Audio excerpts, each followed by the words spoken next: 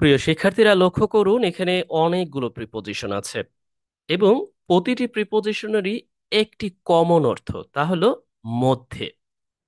তার মানে মধ্যে বোঝাতে আমরা কখনো ইন ব্যবহার করি, কখনো উইদিন ব্যবহার করি, কখনো বিটুইন ব্যবহার করি, কখনো অ্যামং ব্যবহার করি, কখনো আমিড ব্যবহার করি, কখনো বাই ব্যবহার করি। প্রশ্নটা হলো, কখন আমরা কোন প্রিপোজিশনটি মধ্যে অর্থ প্রকাশে ব্যবহার করব। আসুন আমরা প্র্যাকটিক্যালি দেখি। কোনো ধরনের রুলস রেগুলেশনের প্রয়োজন নেই। ওকে, যদি আপনি এই ভিডিওটিতে নতুন হয়ে থাকেন তাহলে লাইক কমেন্ট শেয়ার দিয়ে সঙ্গে থাকবেন। আসুন আমরা এখন একটু দেখার চেষ্টা করি। প্রথমত, ইন মধ্যে বলতে অবস্থানকে নির্দেশ করে। Here we see there is the book in the bag. ব্যাগটির মধ্যে এই বইটি আছে, তার মানে এখানে ব্যাগটির মধ্যে আছে। আবার আপনি বলতে পারেন যে আমি কি করি, ঢাকার মধ্যে বসবাস করি। তার মানে আপনি বলতে পারেন যে ঢাকার মধ্যে বসবাস করি, আই লিভ ইন ঢাকা, ঢাকার মধ্যে বসবাস করি, তাই তো।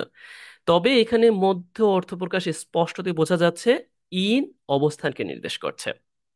নেক্সট উই সি উইদিন মধ্য অর্থ দিতে কিভাবে ব্যবহার করা যায়। I will do the task within a moment. আমি এক মুহূর্তের মধ্যেই কাজটি শেষ করব। তার মানে এখানে সময়কে নির্দেশ করেছে। এক্স্যাক্টলি। লক্ষ্য করুন আপনি এইভাবে কিন্তু অনেক বলতে পারেন। উইদিন এরপর একটি সময়কে সুন্দরভাবে মধ্যে অর্থ দিতে বা আরো আরো যে ফ্রেজগুলো আছে ফ্রেজ তৈরি করতে পারেন খুব সহজেই। উইদিন দিয়ে আপনি ফ্রেজ তৈরি করতে পারেন। নেক্সট উই সি বিটুইন মধ্যে বলতে কি অর্থ দিচ্ছে। দেখুন, বিটুইন মধ্য অর্থ দেয়, যেমন the property is divided between two brothers. দুই ভাইয়ের মধ্যে সম্পত্তি ভাগ করা হলো। Here we see এখানে বিটুইন ব্যবহার হয়েছে দুইজনের কে নির্দেশ করার জন্য। দুইজনকে নির্দেশ করার জন্য এখানে বিটুইন ব্যবহার করা হয়েছে। সেটা ব্যক্তি হতে পারে, বস্তু হতে পারে, no problem. Next we see among এর অর্থ মধ্যে। The property is divided among five brothers. দুয়ের অধিক বোঝাতে, যখন আমরা লক্ষ্য করব দুয়ের অধিক বোঝাতে, মধ্যে বোঝাতে, তখন আমরা অ্যামং ব্যবহার করতে পারি। হাবি গট। নেক্সট উই সি আমিড এর অর্থ মধ্যে, তবে এটা পরিস্থিতির মধ্যে বোঝাতে ব্যবহার করব। যেমন বাংলাদেশ দাঁড়িয়ে আছে, স্ট্যান্ডস, বাংলাদেশ দাঁড়িয়ে আছে আমিড পলিটিক্যাল টার্মোইলস, রাজনৈতিক পরিস্থিতির মধ্যে। রাজনৈতিক এই যে যে টালমাটাল পরিস্থিতির মধ্যে। তার মানে এইভাবে আপনি কি যখন লিখতে যাবেন, বলতে যাইবেন, খুব সহজেই বলতে পারেন যে yes Bangladesh ah fasting or Bangladesh right now we know well and what's going on. এই প্রেক্ষাপটে আপনি সিম্পলি ব্যবহার করতে পারেন amid turmoils. ওকে, নেক্সট হইছি আমি আরো ব্যাখ্যা দেব, জাস্ট একটু প্রাথমিক লেভেলে বলে যাচ্ছি। বাই মধ্যে অর্থ প্রকাশে কিভাবে ব্যবহার হয়। Bangladesh will be a model country. Here you can imagine, Bangladesh একটি মডেল কান্ট্রি হবে বাই 2030, 2030 সালের মধ্যে। তার মানে এইখানে একটি সময় নির্দেশ করছে। লক্ষ্য করুন, আমরা সময় নির্দেশ করতে কি প্রায় অনেকগুলো প্রিপোজিশন ব্যবহার করতে পারি, ইনও ব্যবহার করতে পারি, সেটা আমাদের অন্য যে ফ্রেজগুলো তৈরি করা যায় সেই ক্ষেত্রে। আবারও উইদিন, এটাও আমরা অ্যাডভার্বিয়াল ফ্রেজ তৈরিতে ব্যবহার করতে পারি সময় নির্দেশ করতেও। এমনকি আপনি কিন্তু বিটুইনকে সময় নির্দেশ করে ব্যবহার করতে পারবেন, তবে সেই ক্ষেত্রে দুইটা সময় থাকবে। ধরুন আপনি বললেন যে 2010 সাল, 10 এবং 2015 সালের মধ্যে, এই মধ্যে বোঝাতে আপনি বিটুইন ব্যবহার করবেন। আপনি গট। আবার দেখুন অ্যামং, যদিও অ্যামংকে আপনি সময় নির্দিষ্ট করতে ব্যবহার করতে পারবেন না।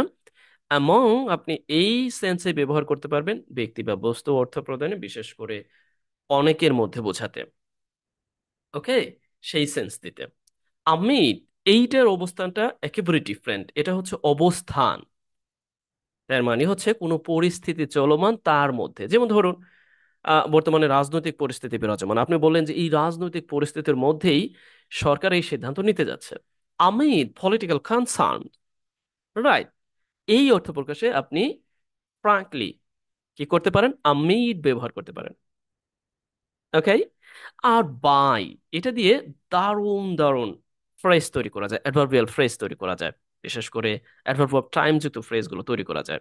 তবে অ্যাজ এ প্রিপোজিশন হিসেবে আপনি যখন কোনো সালের পূর্বে বসাবেন, আপনি মিনিটের পূর্বে বসাতে পারেন। এর অর্থটা হচ্ছে মধ্যেই, একেবারে নির্দিষ্ট কোনো টাইম না যে হ্যাঁ আমি 2 ঘন্টার মধ্যেই শেষ করব।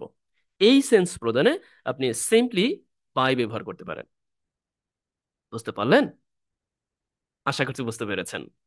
এরপরও যদি না বুঝতে পারেন এই ব্যবহারগুলো নিয়ে, দেখুন এগুলোর অনেক অনেক ব্যবহার আছে। আপাতত দৃষ্টিতে আমি শুধুমাত্র এইগুলো দিয়ে মধ্য অর্থ প্রকাশে যে ভিন্নতা লক্ষণীয় সেইটা উপস্থাপন করলাম, কারণ এই প্রিপোজিশনগুলোর আরো অনেক অনেক ব্যবহার আছে। আপাতত আমি ওই আলোচনায় যাচ্ছি না। আশা করছি ভিডিওটি আপনি উপভোগ করেছেন। আরো বিস্তারিত, আরো ডিটেলস জানার জন্য আমাদের সামনে ভিডিও আসতে থাকবে। আশা করছি ভিডিওর সাথে থাকবেন, লাইক কমেন্ট দিয়ে ভিডিওটিকে অন্যের মধ্যে, অন্যকে পাওয়ার জন্য আপনি সাহায্য করবেন। আজ এ পর্যন্তই। যদি কোনো মন্তব্য থাকে অবশ্যই মন্তব্য করবেন, আমি আপনার মন্তব্যের উত্তর দেওয়ার চেষ্টা করব। আর যদি কোনো প্রশ্ন থাকে কোনো ব্যাপারে জানার জন্য, সে ব্যাপারে মন্তব্য করতে পারেন। আজ এই পর্যন্তই। ভালো থাকুন। আর আপনি বেশি বেশি করে মধ্য অর্থ প্রকাশে এই প্রিপোজিশনগুলো ব্যবহার করে বাক্য তৈরি করতে পারেন। সেটা লেখা অথবা কথা বলার প্রয়োজনে দারুণভাবে অ্যাপ্লাই করতে পারেন। তাহলে আজ এই পর্যন্তই। ভালো থাকুন। Best wishes for you.